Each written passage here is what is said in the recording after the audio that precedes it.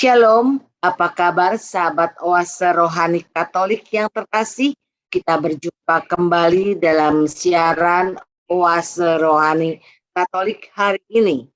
Berbahagia sekali kita bisa menyimak firman-firman Tuhan dan menyimak permenungan yang akan dibawakan oleh Romo Alexander dari JSY. Saya Benarit Marita akan menemani Romo Alex dan Anda semua dalam siaran Oase Rohani Katolik.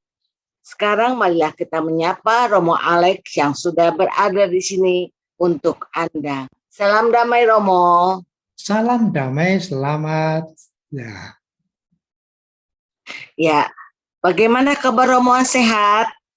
Cukup sehat ya, tetapi ya seperti orang tua kadang-kadang kurang sehat tetapi hanya kurang saja. Ya, puji Tuhan Romo. Baiklah sahabat Oase Rohani Katolik yang terkasih, marilah kita awali jumpa kita dengan sebuah doa yang akan dibawakan oleh Romo Alex. Ya. Dalam nama Bapa dan Putra dan Roh Kudus. Amin. Amin. Allah Bapa di surga, Engkau adalah Allah yang kekal dan kuasa, yang kekal pula dalam cinta kasih-Mu. Kami percaya Engkau mengutus putra-Mu ke dunia justru karena cinta kasih-Mu teramat besar terhadap seluruh umat manusia.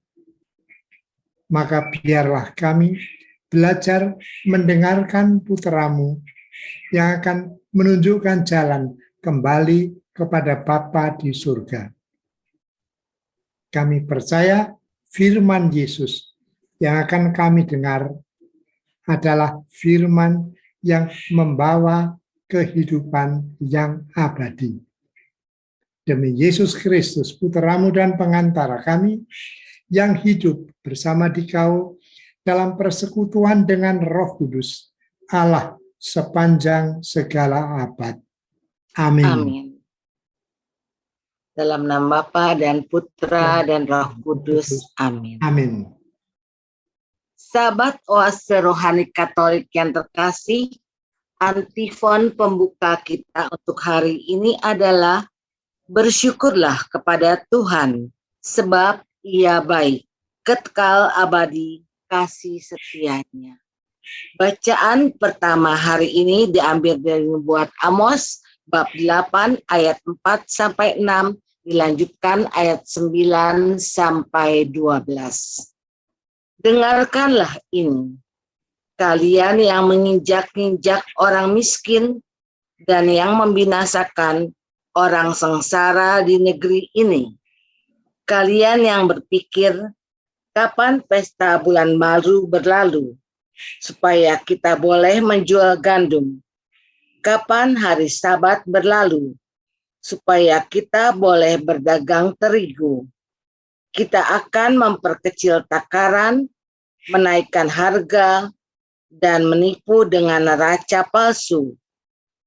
Kita akan membeli orang papa dengan uang dan membeli orang miskin, karena sepasang kasut kita akan menjual terigu tua. Pada hari itu akan terjadi. Demikianlah sabda Tuhan. Aku akan membuat matahari terbenam di siang hari dan membuat bumi gelap pada hari cerah. Aku akan mengubah perayaan-perayaanmu menjadi perkabungan dan segala nyanyianmu menjadi ratapan. Aku akan mengenakan kain kabung pada setiap pinggang dan menjadikan gundul setiap kepala. Kalian akan berkabung seperti atas kematian anak tunggal, sehingga akhirnya menjadi seperti hari yang pahit sedih. Sesungguhnya waktu akan datang. Demikianlah sabda Tuhan Allah.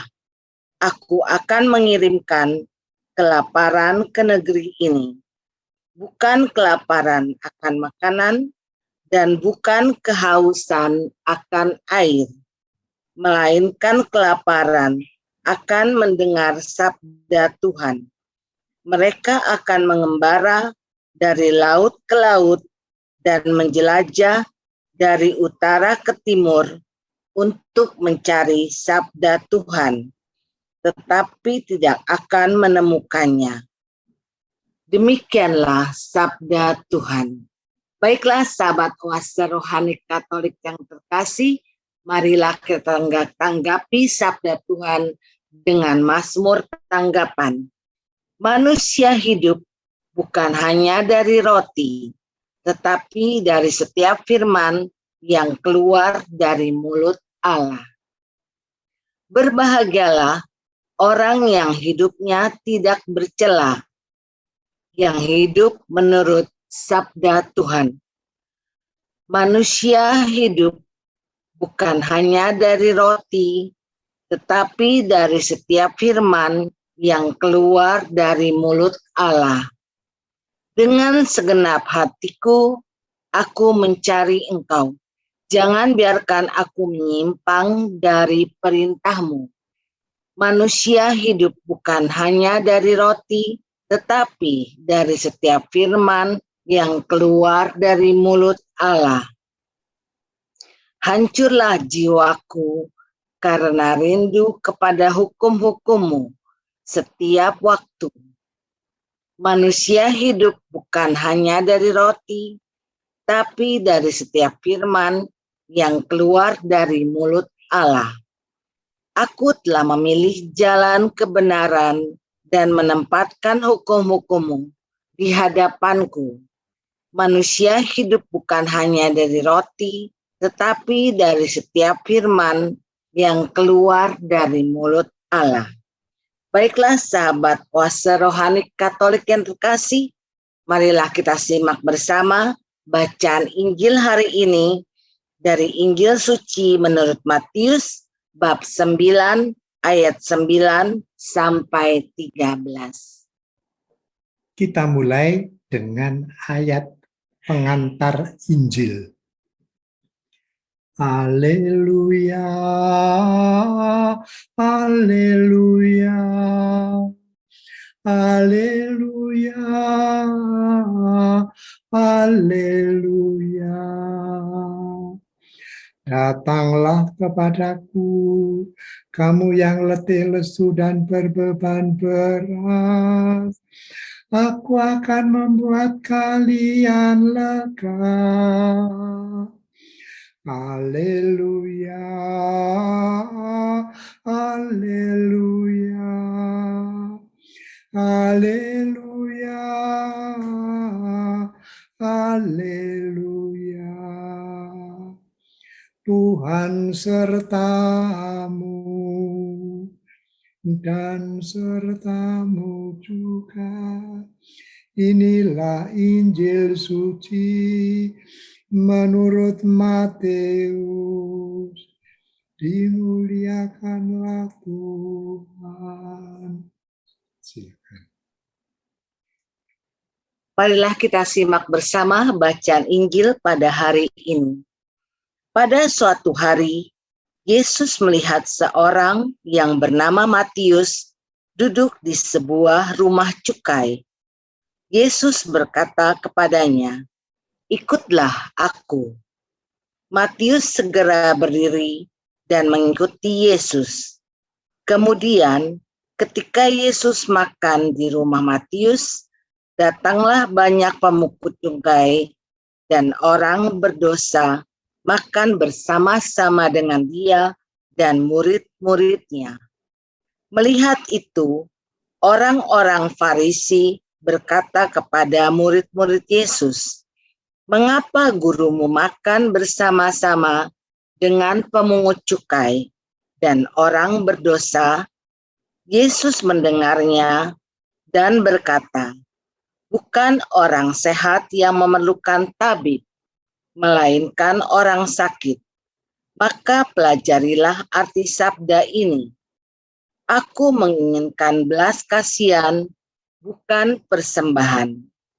Aku datang bukannya untuk memanggil orang-orang benar, melainkan orang berdosa. Demikianlah sabda Tuhan. Baiklah sahabat Oase Rohani Katolik, setelah kita menyimak firman-firman Tuhan pada hari ini, kita simak bersama permenungan yang akan disampaikan oleh Romo Alex untuk kita semua. Romo, apa pesan yang pantas kita petik dari Injil hari ini? Iya, mungkin sebetulnya ada beberapa. Tetapi yang sangat mengesan bagiku adalah sikap Yesus yang terbuka, yang toleran terhadap Matius dan para pemungut cukai yang oleh pemuka agama Yahudi, termasuk orang Farisi, semua dianggap orang-orang berdosa. Yesus menerima mereka, makan bersama mereka. Yesus punya sikap yang sangat toleran. Menerima. Apa yang dimaksud sebagai sikap toleran itu, Romo? Iya. Kata toleran itu dari istilah bahasa Latin tolerare, yang artinya menanggung atau mengangkat. Sikap toleransi adalah sikap yang mau menerima, rela menerima orang lain yang berbeda agama, yang berbeda suku, yang berbeda faham, tetapi diterima dengan segala keterbukaan, bahkan dengan penghargaan. Itulah sikap toleransi. Sikap yang terbuka, penuh penerimaan, bahkan penghargaan terhadap orang lain. Apa yang mendasari sikap toleran itu, Romo? Iya. Menurut saya ada dua hal.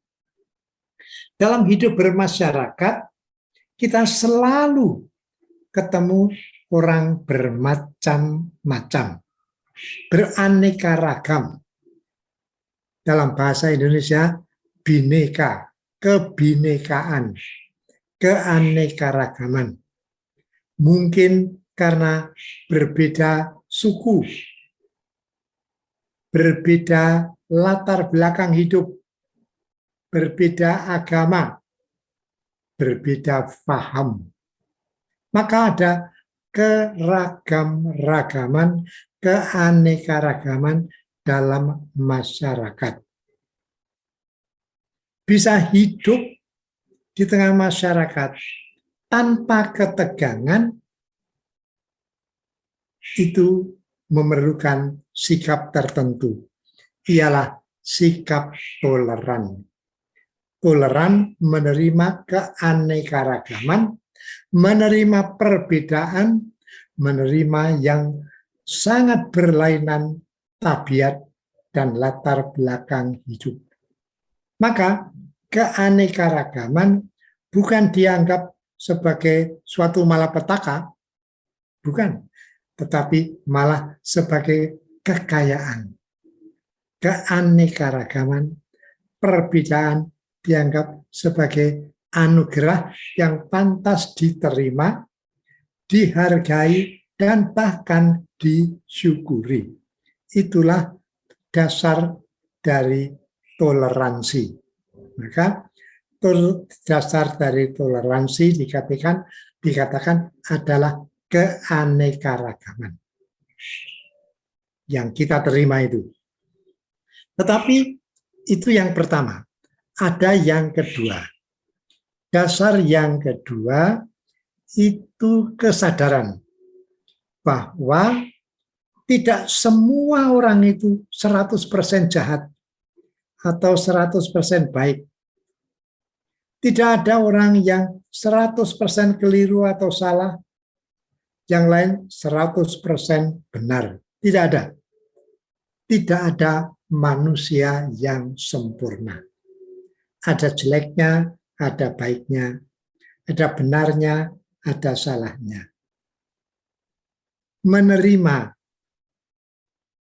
keadaan itu, realitas yang demikian itu disebut menerima ambiguitas. Orang yang tidak 100% salah, tidak 100% benar, tidak 100% sehat, tidak 100% sakit. Kita terima apa adanya. Itu dasar yang kedua. Maka kalau kita mau mengembangkan sikap toleran atau mengembangkan toleransi, pertama tadi dikatakan kita menyadari adanya keanekaragaman, dan yang kedua kita menyadari adanya ambiguitas, artinya ketidakpastian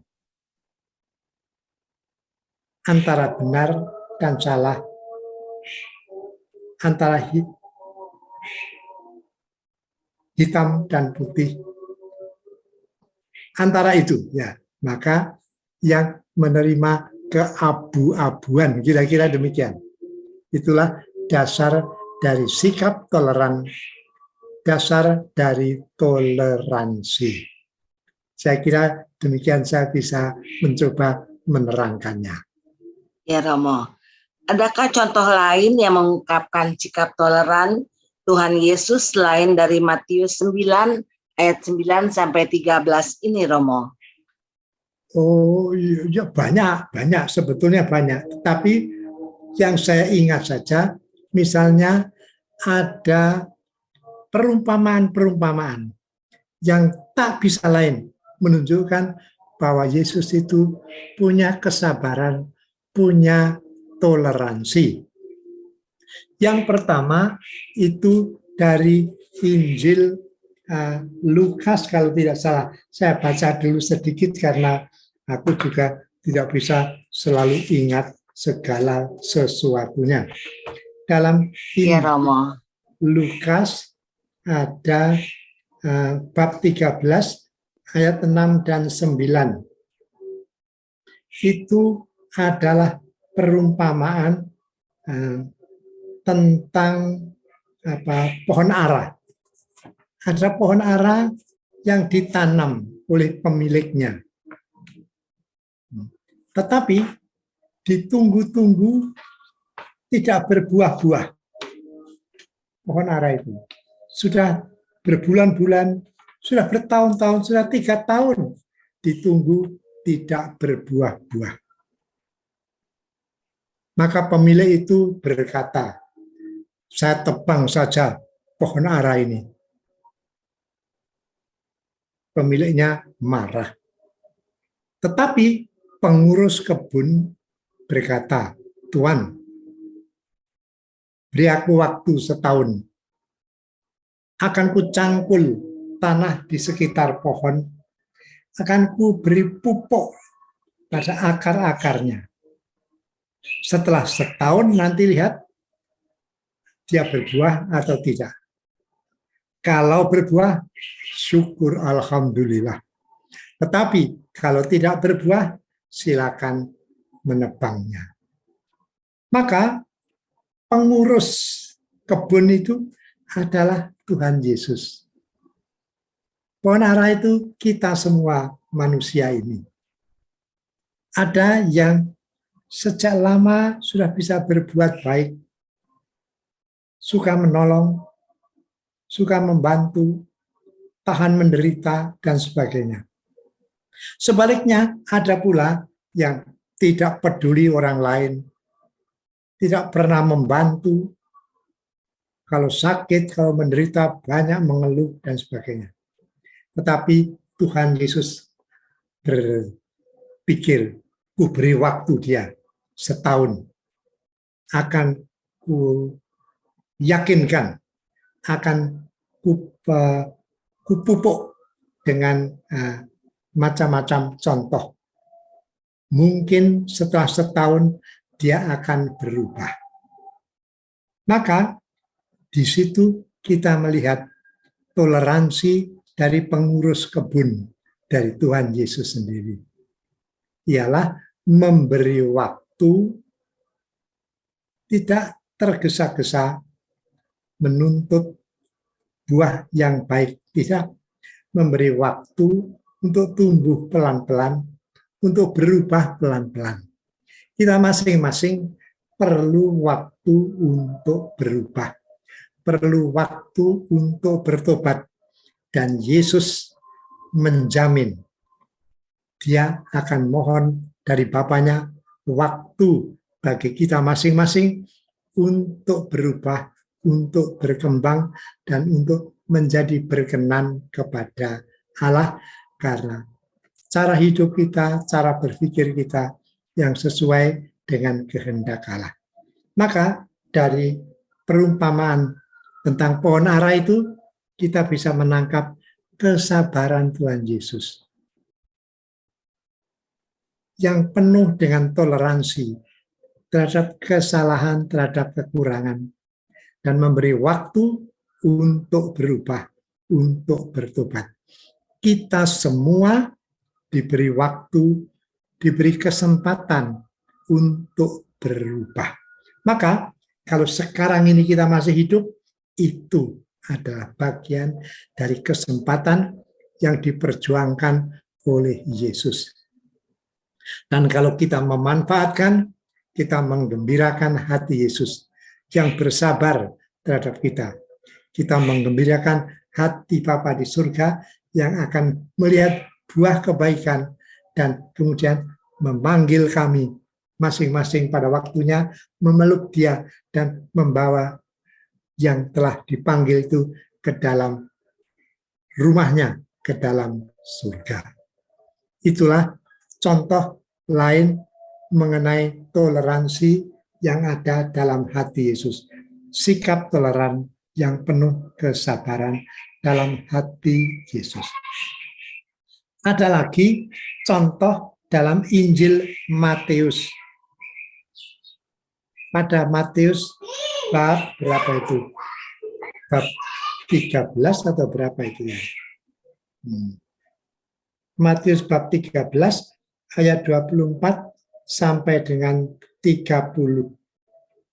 Perumpamaan tentang lalang di antara gandum. Ada seorang, demikian kisah Yesus dalam perumpamaan itu, yang menanam gandum di kebunnya. Dan gandum itu pun tumbuh dan mulai bertunas. Tetapi di tengah malam, musuh-musuh setan juga menanamkan sesuatu, menaburkan sesuatu. Ialah menanamkan pohon lalang, ilalang. Dan itu juga tumbuh, juga bertunas bersama gandum. Ketika pengurus kebun melihat itu, dia heran, loh, bukankah gandum yang Tuhan tanamkan di tanah? Dari mana pohon ilalang itu? Pemilik berkata, dari musuh kita, setan. Maka tukang kebun, pengurus kebun berkata, Tuhan, biarlah kami cabuti semua ilalang itu, supaya gandumnya bisa tumbuh dengan baik. Tetapi pemilik berkata, jangan kau cabut ilalang, jangan-jangan nanti gandumnya ikut tercabut. Biarlah keduanya tumbuh bersama, gandum dan lalang. Nanti pada waktunya gandum akan menghasilkan buah dan lalang akan kelihatan. Pada waktu itu lalang boleh dicabut dan lalu diikat kemudian dibakar. Sedang gandum dengan buahnya bisa kita nikmati. Maka pemilik gandum itu punya toleransi. Toleransi terhadap ilalang. dalam hidup kita masing-masing ada gandum, ada ilalang. Ada sesuatu sifat yang baik, ada sesuatu sifat yang kurang baik. Misalnya saja, seorang itu sangat rajin bekerja. Apapun yang dilakukan dengan tekun, dengan sebulat hati. Tetapi dia itu suka membicarakan kesalahan orang lain. Suka ngerasani orang lain. Lalang dalam hidupnya. Atau ada kemungkinan lain. Orang yang suka menolong siapapun yang membutuhkan bantuan, dia dengan senang hati menolong. Dia rela menolong orang. Tetapi di satu pihak dia suka marah terhadap pembantu-pembantunya yang kurang bertanggung jawab atau yang kurang cepat bekerja. Begitu marah sampai berkata, kalau sekali lagi ku pecat kamu. Gandum dan lalang dalam hidup seseorang. Kita masing-masing punya gandum, punya lalang dalam diri kita. Dan itu dikehendaki tumbuh bersama oleh Allah. Allah tidak mau ada orang yang serba baik. Badannya sehat, pikirannya cerdas, banyak uangnya, banyak sahabatnya, pokoknya segala sesuatu baik. Tidak ada.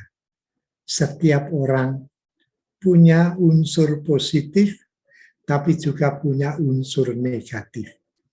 Keduanya baik diterima. Yang positif membuat hidupnya lancar. Yang negatif membuat hidupnya penuh kerendahan hati. Maka Yesus mau berkata bahwa Allah itu punya toleransi terhadap kita masing-masing. Kalau demikian, kita pantas bersyukur atas hidup bagaimanapun bentuknya yang dianugerahkan kepada kita sejak lahir sampai sekarang. Itulah contoh lain dari toleransi yang mau diajarkan oleh Yesus, diyakinkan pada para muridnya, termasuk kepada kita sekalian. Terima kasih Romo, kita hentikan dulu perbincangan hari ini. Sobat sahabat Oase Rohani Katolik kasih, kita hentikan dahulu perbincangan rohani kita pada hari ini di edisi pertama pada siaran Oase Rohani Katolik. Mari kita resapkan dalam hati sanubari kita masing-masing dan kami akan kembali setelah jeda berikut ini.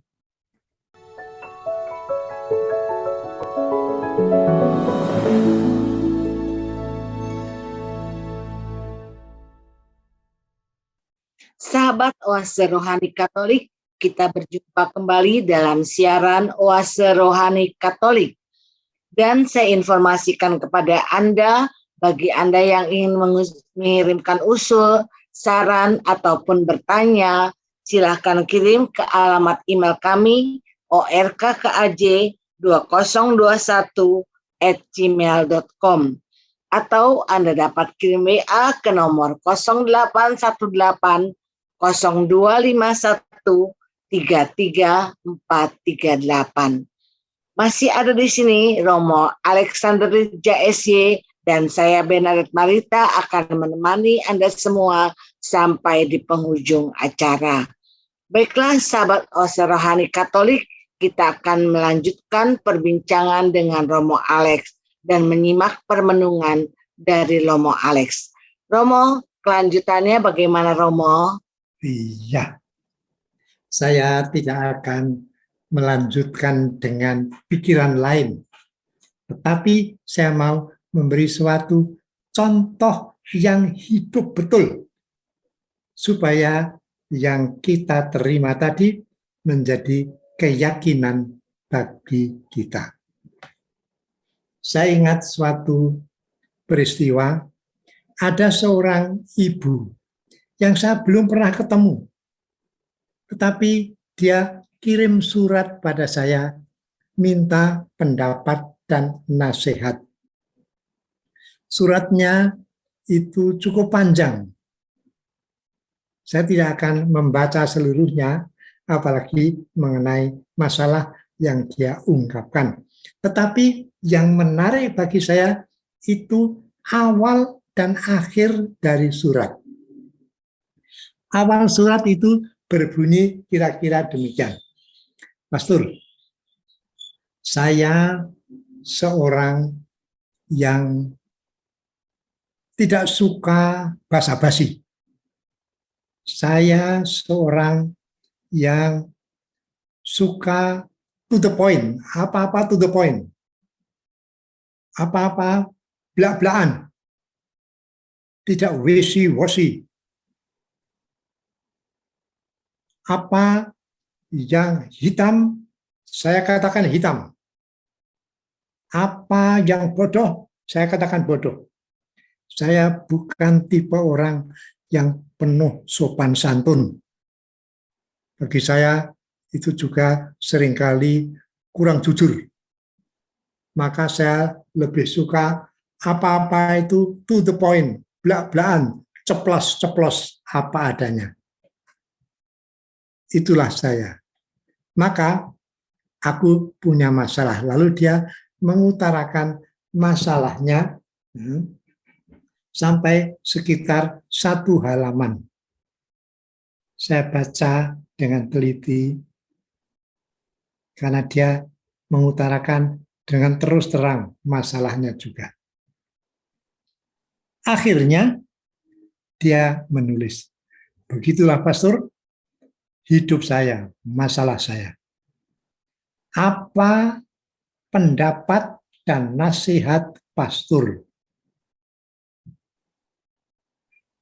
Saya waktu itu berpikir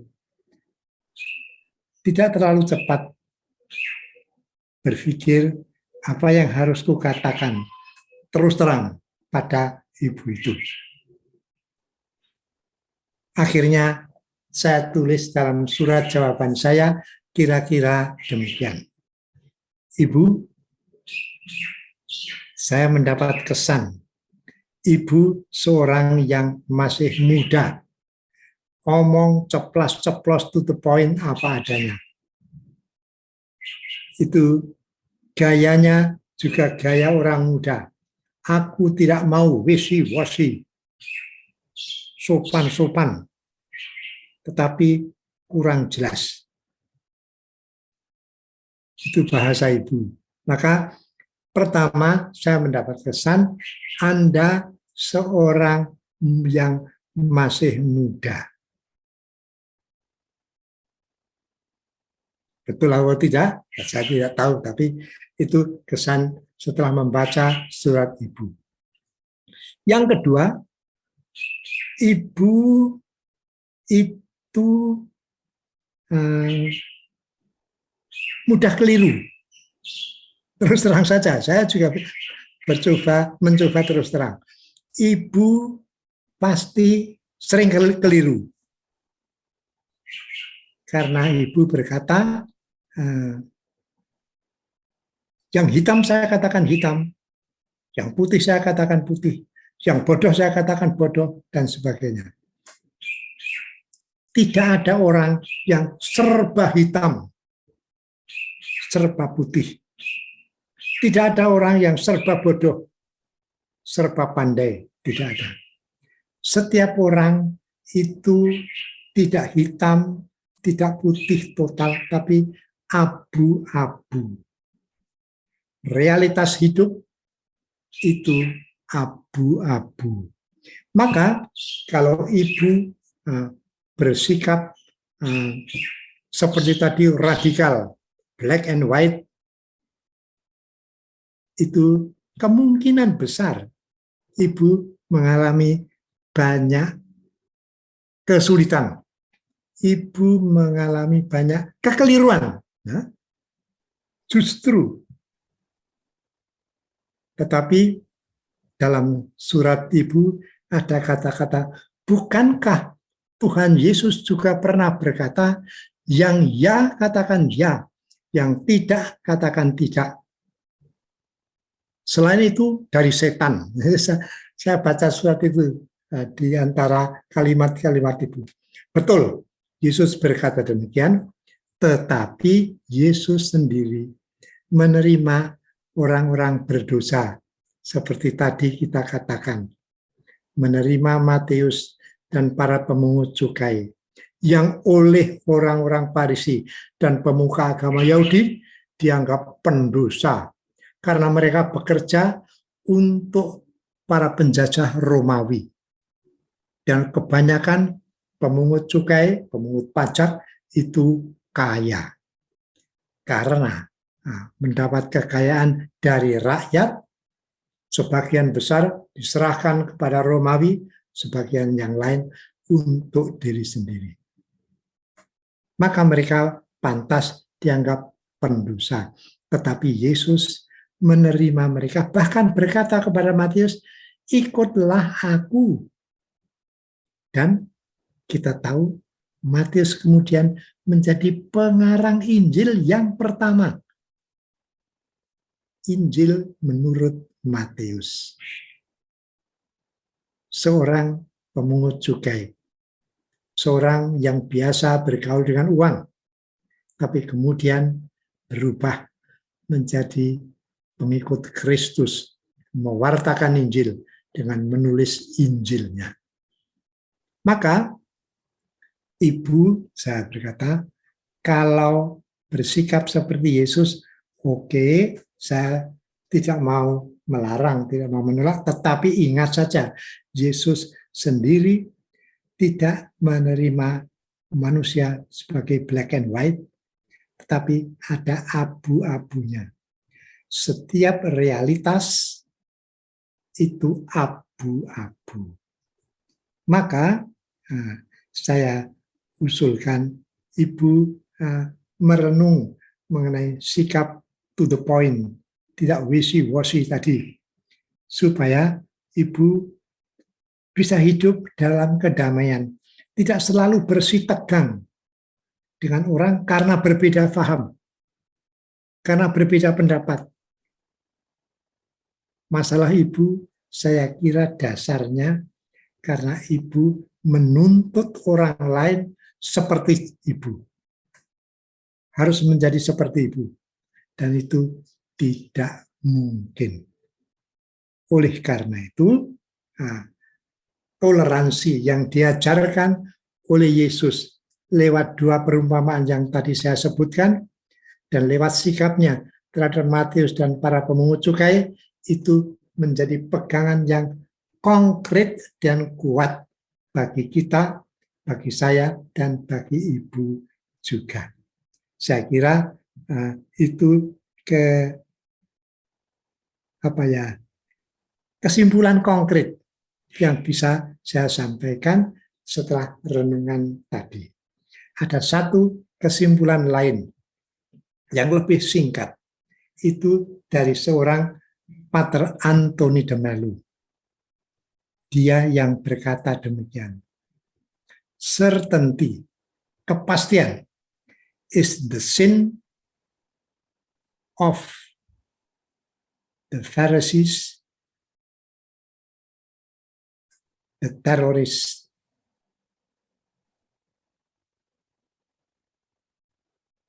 kepastian, mau serba jelas, mau serba cocok, itu adalah dosa orang-orang Farisi, orang-orang fanatikus, kata Pater Anthony de Mello, dan orang-orang teroris.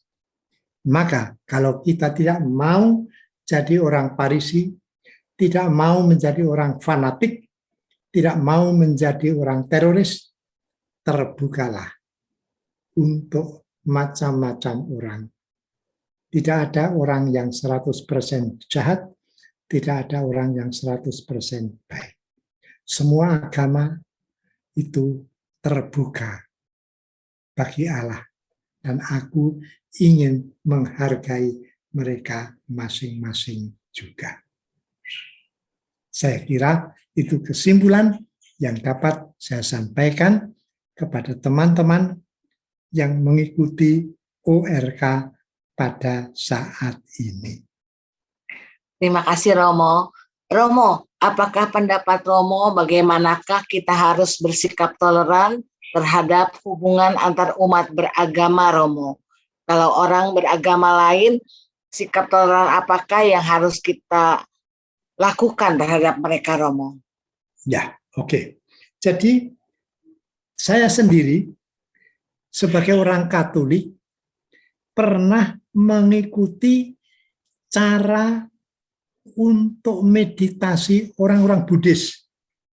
Bahkan saya pernah datang ke rumah Buddha Gautama, ikut menikmati cara Buddha zaman dahulu masuk ke dalam keheningan dan berjumpa dengan Allah.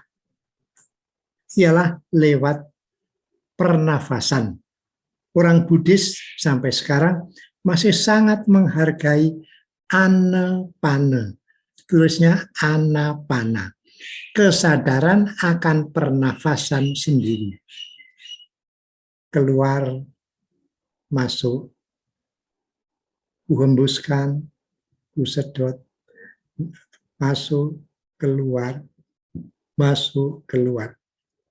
Hanya demikian. Nampaknya sangat sederhana, tetapi saya sangat mengagumi. Saudara-saudara yang beragama Buddha itu mendalami cara masuk ke dalam keheningan lewat anapana. Saya juga menghargai saudara-saudara Islam. Saya pernah ketemu orang yang berkata pada saya, Anda seorang pastor ya? Iya. Anda punya saudara yang Islam? Punya. Anda tidak menghargai saudara yang Islam? Saya menghargai Islam. Islam tidak seluruhnya, tapi ada yang indah. Misalnya, Anda kenal tahajud, saya kepada Bapak itu. Oh ya, aku melakukan tahajud.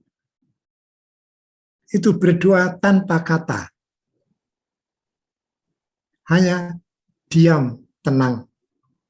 Bahkan aku kadang-kadang masuk ke dalam sungai yang jernih airnya, yang mengalir dari gunung. Dan aku berdiri di atas batu. Dan air itu yang tenang itu mengalir sampai ke dagu saya. Saya berkata, Pak, namanya tahajud ya. Saya mau coba. Di mana itu? Di sana, di dekat kuburan Panembahan Senopati. Itu di daerah Baturetno, Solo. Suatu hari, saya pergi ke sana. Dan saya pergi dengan 2 orang OMK Mudika. Tetapi saya berkata, kamu tunggu di sana. Saya mau masuk ke dalam air. Lepas baju, hanya pakai celana pendek, lalu berdiri di atas air. Dalam air. Ada batu, saya berdiri di sana. Air mengalir pelan-pelan. Dan saya mencoba masuk ke dalam keheningan dengan merasakan kesejukan air dan aliran yang pelan-pelan lewat itu. Tahajud. Lalu saya bilang kepada Bapak itu, saya sangat menghargai saudara-saudara Muslim yang tahu tahajud. Tidak dengan bersuara keras berdoa, tapi ketemu Tuhan dalam keheningan. dalam tahajud itu. Saya juga menghargai orang-orang Lao. Saya kenal orang-orang pengikut Lao, agama Chinese itu. Ya, kebetulan yang saya jumpa itu suka masuk ke dalam keheningan lewat mendengarkan suara-suara.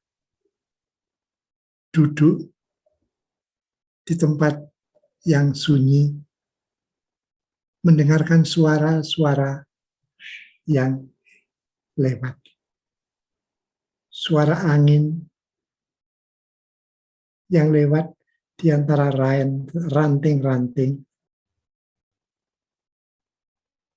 Desir angin itu, kudengarkan suaranya, gerisiknya. Kemudian kudengarkan pula desing dari serangga sore. Hanya mendengarkan saja. Dan kudengarkan suara kendaraan yang sayup-sayup di kejauhan. 10 menit, 30 menit, mungkin sampai 45 menit. Dan tanpa sadar, saya berjumpa dengan Allah yang menciptakan alam semesta dengan angin yang kesilir itu, dengan desing serangga sore, dengan mobil yang lewat di kejauhan. Allah kujumpai dalam keheningan yang saya tahu seringkali dilakukan oleh teman saya, seorang Chinese pengikut Lao itu. Maka agama lain juga punya hal-hal yang menarik bagi saya. Saya itu pengikut sadhana, Anthony de Mello. Sadhana adalah a Christian spirituality in Eastern forms. Sadhana adalah spiritualitas Kristiani yang terpengaruh oleh bentuk-bentuk dari timur, dari Hindu, dari Buddha, dari Lao, dari Islam. Hampir semua agama itu dari timur, termasuk Kristiani sendiri. Yesus kan orang Palestina, bukan orang Eropa, orang Palestina, yang lebih termasuk negeri Asia. Maka bagi saya, Asia itu mengandung banyak cara untuk berjumpa Tuhan. Tentu saja yang paling utama bagi saya ya agama Kristiani Katolik.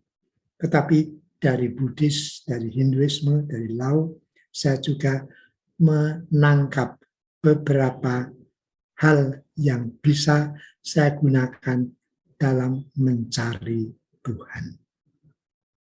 Oke, saya tak boleh ngomong terlalu panjang ya. Ya, terima kasih Romo. Baiklah sahabat Oase Rohani Katolik, dengan demikian usailah jumpa kita hari ini dalam siaran Oase Rohani Katolik. Maka Romo Alexander S.Y. dan saya Benedict Marita mohon pamit dari ruang dengar Anda.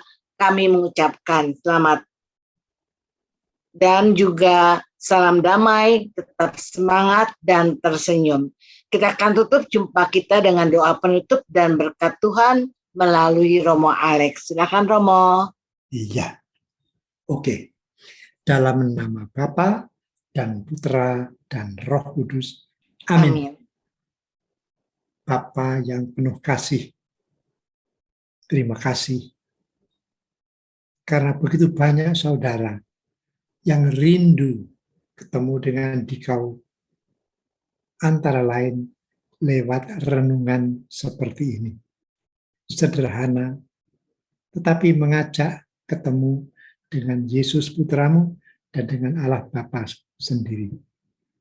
Maka hati saya penuh syukur dalam Oase Rohani Katolik ini, karena saya sadar mereka sangat dekat dengan dikau dalam hati, dalam kerinduan, dan siapa tahu juga dalam kehidupan, bahkan dalam derita.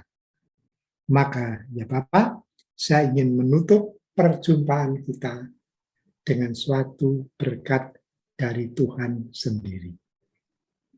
Semoga Tuhan beserta kita sekarang dan selama-lamanya. Semoga para Bapak, Ibu, Saudara-saudariku sekalian URK yang terkasih, dan anak-anak kalau ada yang mendengarkan juga, semua diberkati oleh Allah yang Maha Kuasa, Bapa dan Putra dan Roh Kudus. Amin. Amin. Terima kasih Romo. Terima kasih. Baiklah sahabat Oase Rohani Katolik, sampai jumpa lagi di siaran Oase Rohani Katolik berikutnya. Tuhan memberkati.